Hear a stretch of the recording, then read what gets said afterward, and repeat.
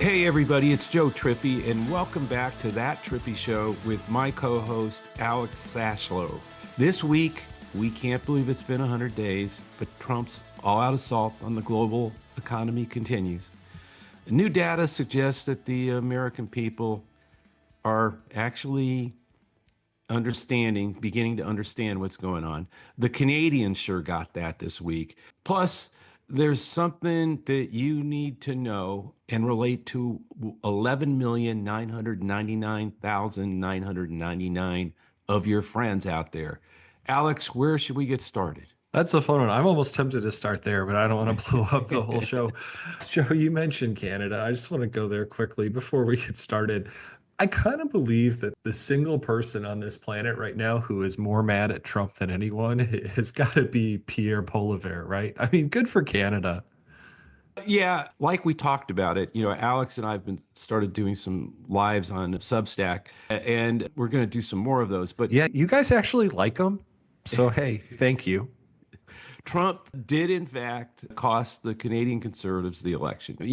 3 months ago, they were like soaring and predicted to like just coast into a massive victory there and throwing out the Liberals. And instead, they barely got to a third of the vote in Canada. And, what's incredibly on top of that, Pierre Poilievre, the conservative leader, lost his seat personally to a liberal. I mean, he lost his seat, not just the race to lead the government, but he's not in the government anymore. So yeah, it's amazing. I was talking to a friend in another country that you and I've worked in Africa actually, deep divisions there between the parties generally. And he said what Trump's done is the impossible. He's unified the entire country. All the parties are unified against what Trump's doing. And of course, that means America. So, what's happening is the world started standing up to him pretty, collectively sort of said no after the tariffs. And we'll see how that goes. But it's clearly that he's ignited that. I think definitely around the world, which is going to make his tariff deals a little bit problematic. We're all going to pay the price for that, and many already have. But then what's also, and I think that's the next thing we're going to get to, is beyond what's happening internationally because of Trump, the way Trump's, sided with Putin against Ukraine, the tariffs, coveting the 51st state of Canada, announcing that he'll take Greenland any way he needs to, Panama Canal, all those things they did create, in a weird way, he's totally upended whole elections, like in Canada, and bringing people together to stand up against him and unfortunately us from overseas. But the other thing, which I think we're going to get to here, is the American people. There are real signs now that it's not working out too well for him here either. You know, I before we get there, and you kind of just brought this up. I had this thought when you were talking. The last couple years, we have pretty much consistently seen a populist backlash against incumbent governments, really around the world. And the only place I can recall now, besides Canada, where conservatives didn't, or I don't want to call them conservatives anymore, where the right Yeah. wing did not make significant gains was France, and they barely did. I mean, LeBron Right. didn't win, which is It's the great. autocratic right, let's Right. call it. Yeah, the autocratic right is, this last night, I don't, the autocratic right was never going to truly take over Canada, but does that surge from the liberals in direct response to Trump and the autocratic right? Does that tell you anything? Or is this that what's happened in Trump's first 100 days, which I know we're going to get to next, this is not just a segue, but has what's happened been so polarized? Or like, nope, don't want that. Yeah, no, I think he's putting a face on what the authoritarian right is. In other words, as you put it, hey, we don't want to call them conservatives anymore. So what happened, I think, in Canada in particular, was, oh, that's what, that's what Pierre Poilievre is about. I mean, that's the strain of this authoritarian right we were thinking of putting in power here. I think no. So I think Trump is putting a real face worldwide right now on what in a lot of ways we talk about Viktor Orban. I'm not sure really most Americans know still what Viktor Orban in Hungary is about. I know people talk that Trump is sort of imitating him, wanting to be convert America to Hungary, and I'm not sure people understood that, right? In terms of the average, you're going to work every day, and a lot of people can't put all that together, but the rest of the world knows Donald Trump, and they know what he is. And I think that Right. is actually putting a face on what Orban's about, what Putin's about, what Trump's about, what these authoritarian dictator types, are, it's about power, and it's about not caring about anything as long as they hold on to power, and they don't care what rules they break or what rules they have to change, they're going to do it. And I think, and by the way, if I want Greenland, I'm going to take it. And if I want Taiwan, I'm going to take it. And if Putin wants Ukraine, he's going to take it. And I think that putting a face on that has caused, maybe you're right, Alex, has maybe caused kind of you look at France, would that election have been a little bit different, even more so, had it occurred today, post all this, Trump coming to office and all this stuff, in all the stuff he did in the first 100 days. Well, let's get to that. So, anytime a new PRI survey comes out, and we've talked about that at length, it probably, as far as giant polling goes, definitely are one of our North Stars. They're always really accurate. What I like about them is they don't just talk about who you're going to vote for, top line stuff. They really get into the issues and really test keywords. Again, going back to our conversation with Nat a couple weeks ago, phrases and really get perceptions that really help with messaging. So it's a must read. The newest one came out this week. Joe, it really shows how bad things are getting for Trump. PPRI is a survey that, as Alex said, we pay a lot of attention to. A lot of it because they often ask questions that the other pollsters aren't asking in a way that actually tells you something important. And they did it again. They asked a question I've been waiting for somebody to ask, and they actually put it pretty clearly. And here it is. 52% of Americans agreed with this statement. Trump is a dangerous dictator whose power should be limited before he destroys American democracy. Think about that. I mean, think about the American people, 52% of them believe he's a dangerous dictator, and they believe his power should be limited before he destroys American democracy. So they actually are getting that he's a dangerous dictator and getting that he's got to be stopped before he destroys Well, and that's a America. really important point because if you look at the last year plus of polls, pretty consistently we kept hearing democracy is on the line, Yeah, democracy is on the line. But that statement can be taken both ways, as we all learned. That PRRI statement, right. dangerous dictator whose power should be limited, that cannot be taken both ways. So if we had seen, 52% of Americans think democracy is at risk, that might Yeah, be getting a bunch of yeah. MAGAs People, who think it is. yeah, Right. who This think does yeah, not.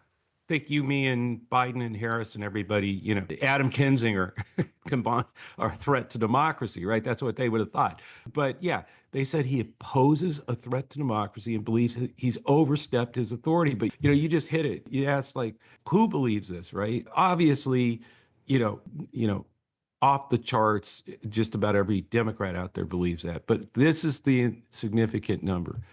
56% of independents, 56% of independents believe he's a dangerous dictator who needs his authority limited before he destroys America's democracy. That's a huge number of independents. Right. I mean, that's it. That's the game if we just hold that and continue to build the movement. But here's the other interesting thing. 17% of Republicans, which remember, some of them weren't voting for him in the primaries. Some of them may Right not around have. that Yeah, number. yeah. It was around 17% of Republicans who weren't voting in primaries. Again, given the choice, they may have voted for him in the general. I mean, in their heads, the choice back then. But now, 100 days in, that 17% believes he is a dangerous dictator who poses a dangerous threat to democracy if he's not stopped. That's significant too. What's really interesting, though, are the two things that he was perceived as strongest on, the economy and immigration, are really what's driving the negative view. Trump really has a relatively low favorable rating of only 83% with Republicans, which should be a red flag for him. That's really low for him. And also, according to the poll, the reasons for his low approval ratings across the board, not just with those Republicans that were viewing it that way, but independents and, of course, Democrats, they cited tariffs, deportation without due process, were among the top reasons that people were upset. As Anat, who we had on the pod a few weeks ago, would call it kidnapping. They're upset with that. By the way, I think that's also, as we've talked about on the show before, that why a bunch of Canadians aren't coming and a bunch of Europeans and Central and South American tourists are not no longer coming to the United States. So he's really rattled. Like I said when we started the show, internationally, he's brought into scope, what the authoritarian right looks like and is. And inside the country now, that's really starting to show, even within a significant piece of the Republican Party. 81% of Republicans still believe that Trump is a strong leader who should be given the power he needs to restore America's greatness. And, you know, by the way, 45% of whites believe he's a dangerous dictator who should be, limited, et cetera. But 51% agree that he's a strong leader. So my question to you is, are they just gone? I mean, is that 81% of Republicans, 51% of whites? Is there anything we can do to get to those people? Or is it kind of a case where it's just going to erode a little lower and a little lower over time as more of this economic pain hits? Oh no, I think it's eroding and will continue to do so. I mean, part of human psychology is that you see people like you with all those red hats and that's the group I belong to. And that's one of the reasons why I've said, hey, everybody start wearing red hats, confuse the shit out of them. They need to see that they're, hey, people, there's a bunch of white folks out there with blacks and Latinos, et cetera, with red hats on, which group am I in? But I think that's starting to happen when 45% of whites believe he's a dangerous dictator who needs to be pulled in before he destroys American democracy. And remember, go back, everybody's like, no, stop talking about democracy. It's the economy, stupid, and all that stuff. Maybe, I'm not going to re-argue that about the election, but it's clear now that it's democracy, and a majority of Americans get that. 52. So now you're in a situation where there is proof now, folks, at least statistical outside the margin of error in a pretty good poll, that there really are more of us than there are of them, because that's not what they thought before this all started, before he got sworn in. Before they got sworn in, remember, they had, he had the popular vote, he won it. They really believed there were more of them than there were of us. And now it's clear 52% of the American people, it's this not namby-pamby language here. They're not saying he might have crossed the line. No, they're saying he's a dangerous dictator and please stop him before he destroys American democracy. Okay, 52%, 17% of Republicans. So yeah, can we get that to 20% of Republicans, 23%? Can we get the white Americans to a 50-50? Just 50% of them, we're at 45 right now. That's, and only 51% agrees a strong leader needs to get all the power he wants to restore America's greatness. First of all, they're going to be pretty clear signs in 2 or 3 months that he's weakened America. He hasn't made America great. He's made America weak in terms of what's going to happen to our economy, what's and the world, he's made the world more dangerous, not safer, because, all of Europe now you're going to see nuclear proliferation. They're going to they can't rely on us as an ally.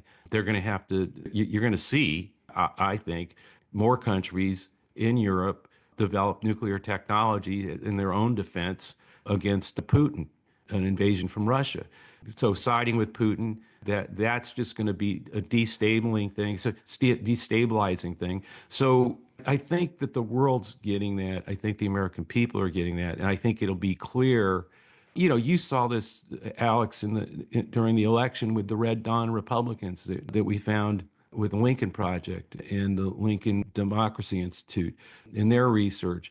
These Red Dawn Republicans who fervently believe, Putin is the enemy, and we're very confused about Trump siding with Ukraine against Putin and our allies because they'd come up through Reagan, tear down that wall. George H.W. Bush presiding over the fall of the wall and the reunification of Europe, all that stuff.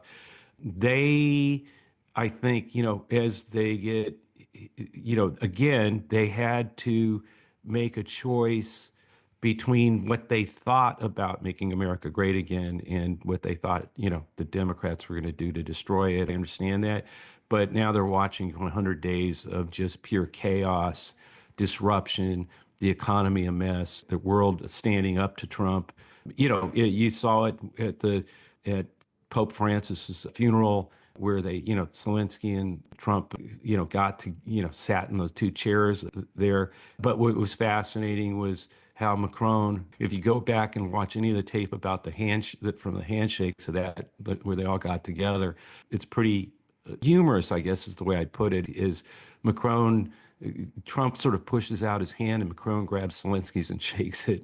And, they never connect. So I just think there's stuff like that our allies are starting to they've gotten. In fact, the night of Carney, when he won his victory speech, he said that Canada will never forget the betrayal that America has, after all the years of them standing with us, the betrayal of the last 100 days.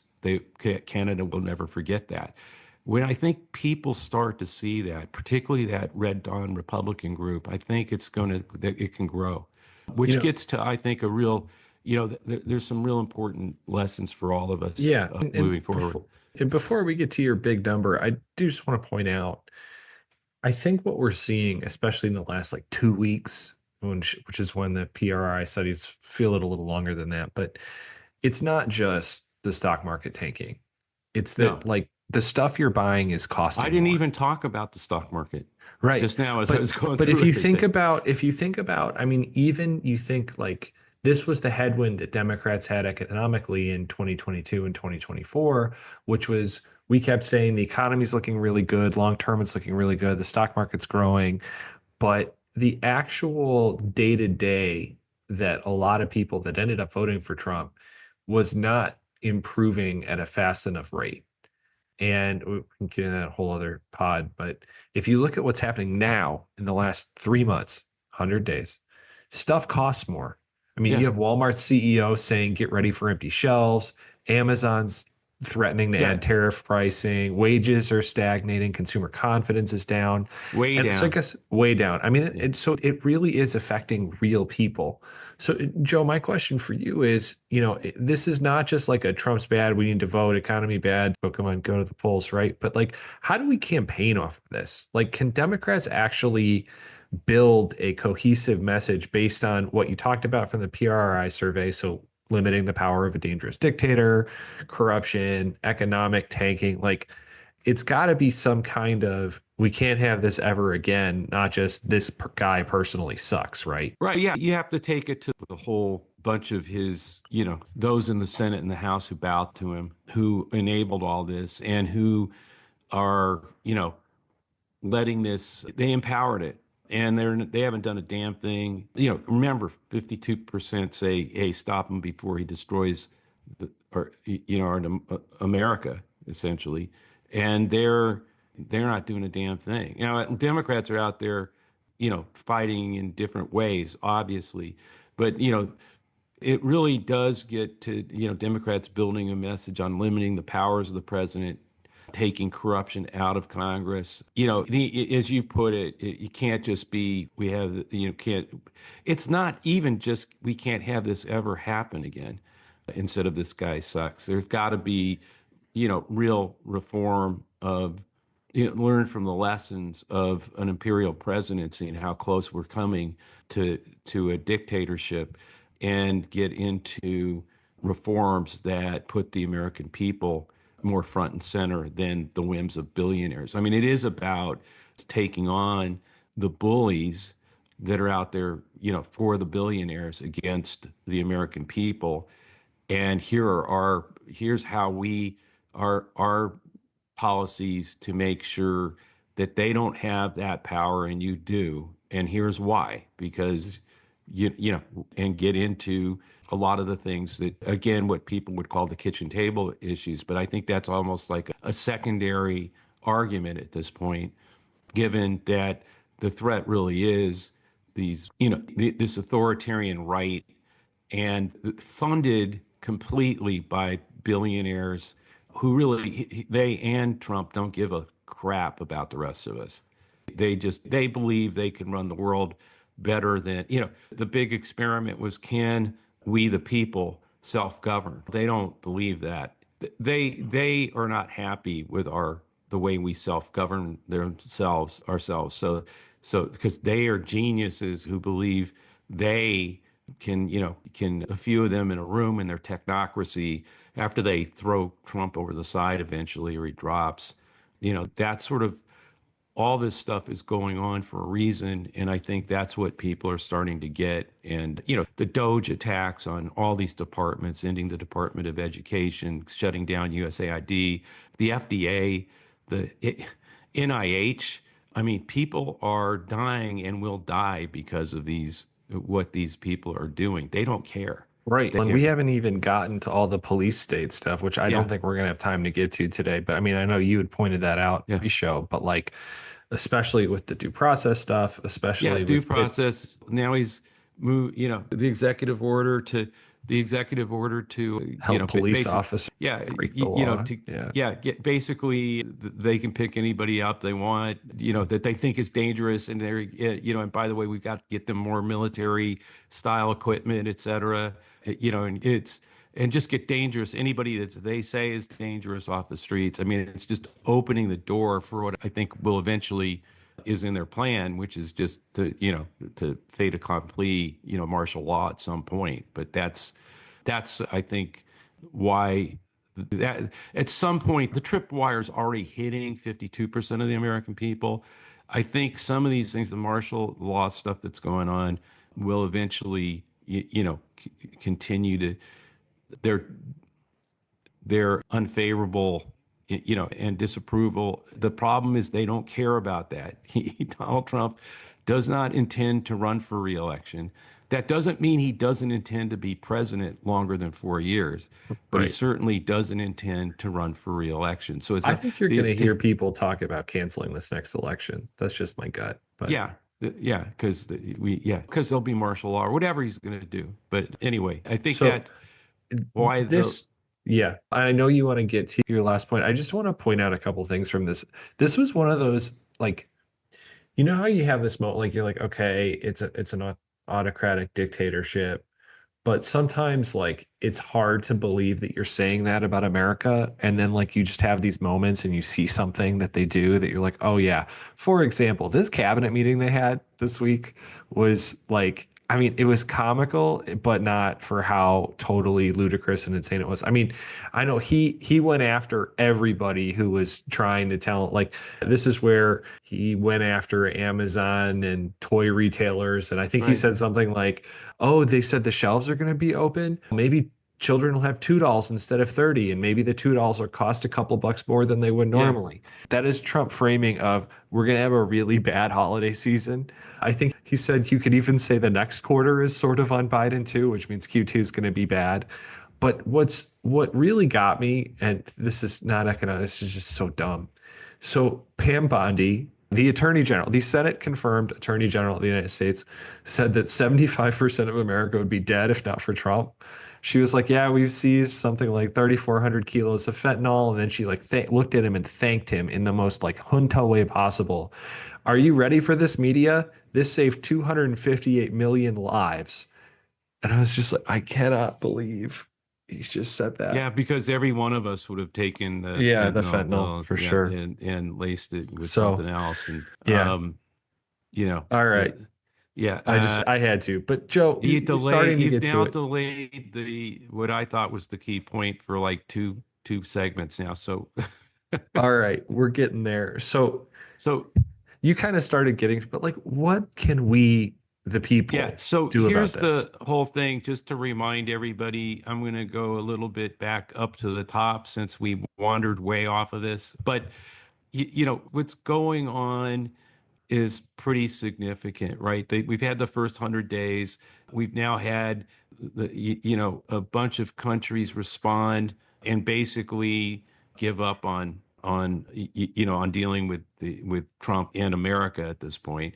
The Canadians totally upends the Canadian election. Then you have, it turns out, like I said, 52% of Americans say he's, you know, dangerous dictator who should be limited before his power should be limited before he destroys American democracy. 52%. As I was pointing out then, there's more of us than there are of them. And so that gets to, I think, the most important point here. You know, I've been saying for some time that the one thing you can do is get one more person, one more friend, one more coworker, one member of your family, and convince them of the threat. Convince them, you know, sit down with them, make sure that they understand, show them the PRI poll that, you know, 52% of Americans believe he's a dangerous dictator and he's got to be stopped, and that you're part of that movement to stop this, and join with us. Join you, go to the next rally with you, take them, to get them to listen to this podcast or whatever, you know, get them engaged in the movement, the pro democracy movement to stop this. And so, you know, I keep saying resist and refuse. It's not just me, but there's plenty of people who coined that before I said it. But I want to tell you about the 3.5% rule. And this comes from a BBC article in which a bunch of sociologists and others, you know, have looked at all this and confirmed that it takes about 3.5% of people in a country to totally change the direction of the country, in fact, change the world. That in the form of nonviolent protests, I'll quote this, nonviolent protests are twice as likely to succeed as armed conflicts, and those engaging a threshold of 3.5% of the population have never failed to bring about change. That's a fact. Whether it's in the Philippines, People Power campaign against Marcos, the consumer boycotts in South Africa that ended apartheid, 2003 in Georgia, 2019 in Sudan and Algeria, all were regime changes based on peaceful resistance. The study showed that nonviolent campaigns were twice as likely to succeed as violent campaigns, as I said before, and led to political change. Nonviolent campaigns are more likely to succeed because they can recruit many more participants from a much broader demographic, which can cause severe disruption that paralyzes normal urban life and the functioning of society. And so, folks, what does this mean? It means 12 million of us can shut his ass down. Okay? 52% of the country believes he's a dangerous dictator and believes his power should be pulled in before he destroys American democracy. And what it's going to take is not the Republicans in the Senate or the media, it's 12 million of us. And so now go look at the estimates of the last hands-off rallies or, you know, any of the organized days of protest that have occurred around the country. By all independent estimates, They averaged about 3 million people. Okay, so let's like just simple math, folks. Simple math. There's 3 million of us who are in the streets on a weekend demonstrating peacefully today. The goal is to find one more friend, one more coworker, one more family member, and get them there with you. If we all did that, in fact, at every one of these damn rallies, if somebody would just stand up in them and say, next week, find one more friend, one more family member, one more American, and bring them here, we would get to 6 million pretty frickin' fast. And then, okay, 6 million people, go find one more friend, one more family member, and bring them out here, and let's get to 12, and let's start moving the country and growing from there until he's gone. That is going to be the recipe to get rid of this guy, to make to wake up even more Americans to the danger. And that's what I wanted to get to in this episode. And I hope that word spreads, that you help spread it, that maybe you get people to listen to this episode so that they hear it. But more importantly, that you find one more, that you peacefully protest and bring someone, maybe bring two with you, and then build from there. That is, I think, we now have all the ingredients are in place. It's been 100 days of pain and chaos. The American people, the majority of them, are waking up to the danger and understand that he must be stopped before he destroys our democracy. Democracy's not the word they thought it was, or we all thought it was maybe prior to the election. They've made it clear that what it is and that it's in danger and that our rights are in danger and that literally due process, the fundamental underpinning of the rule of law in our country is, in their view, is no more, or they don't need to pay attention to it. All this is stuff that's happening that's raising the alarm bells.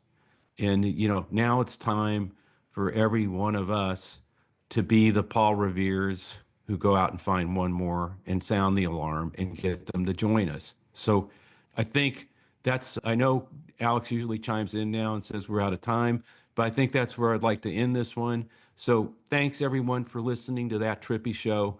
Remember, Says Us is live.